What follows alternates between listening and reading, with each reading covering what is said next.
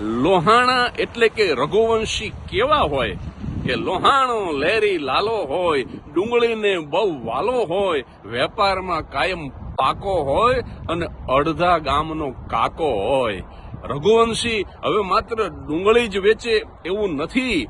હવે લોહાણા તમામ ક્ષેત્રની અંદર કાઠું કાઢી ગયા છે, મલ્ટી મિલિયોનર થયા છે. ઈસ્ટ આફ્રિકામાં ખાલી લોહાણા જો ભારત આવતા રહે ને તો સાહેબ એની ઇકોનોમી પડી ભાંગે એવું સામ્રાજ્ય પરદેશમાં પણ રઘુવંશીઓએ જમાવ્યું છે સાહેબ. અને આમ છે ને એ વેપાર પ્રિય પ્રજા છે, પણ જો એને છંછેડો તો પાછા એ રઘુવંશી છે એ સાબિત કરી શકે એવા શક્તિશાળી શૌર્યવાન રઘુવંશીઓ હોય છે.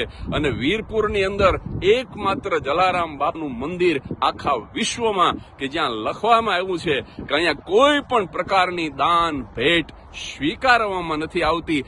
રાજા આવે કે રંક, પણ એક જ સરખું ભોજન એક જ આસને બેસાડીને પીરસવામાં આવે આવો સંભાવ તો સાહેબ રઘુવંશીઓ આખા વિશ્વનું ગૌરવ.